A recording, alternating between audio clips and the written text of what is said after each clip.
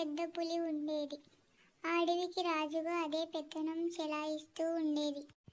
అదే అడవిలో చిట్టెలుక కూడా ఉండేది. ఒకరోజు పులి చెట్టు కింద పడుకొని ఉండగా పక్క ఉన్న కన్నంలోండి చిట్టెలుక అటు ఇటు తిరుగుతూ పులి కాలును తొక్కింది.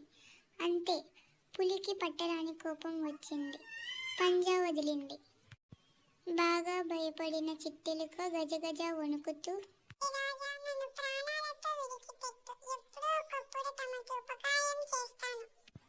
అని దీనంగా వేడుకుంది. చిట్టెలుక మాటలకు సింహం పెద్దగా విరగబడి నవ్వుతూ, ఏమన్నావు? నువ్వు నాకు సహాయం చేస్తావా? నా కాలి వేలు గోరంత కూడా లేవు. పిసిరంత ప్రాణం కలిగిన నువ్వు నాకు ఉపకారం చేస్తావా? ఎంత విచిత్రం!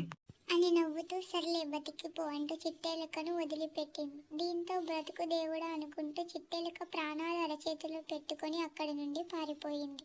ఒకరోజు అనుకోకుండా పులి ఒక వేటగాడి వలలో చిక్కుకొని గింజుకుంటూ కనిపించింది చిట్టెలుకకు. ఎంత గింజుకున్నా వలలోంచి తప్పించుకోలేకపోయింది పులి.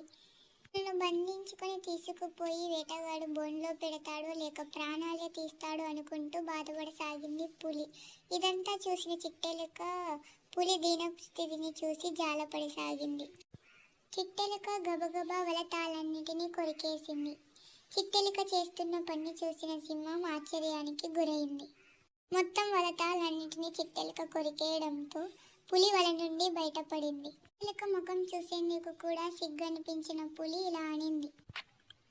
ఒకరోజు నేను నిన్ను అక్కాలికుడితో సమానమని కించపరిచేలా మాట్లాడాను.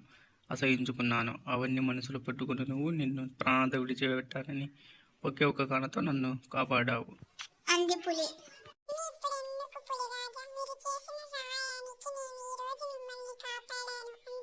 సర్ది చెప్పింది చిట్టెలుక. ఆ రోజు నుండి పులి చిట్టెలుక మంచి స్నేహితులుగా ఉండసాగారు.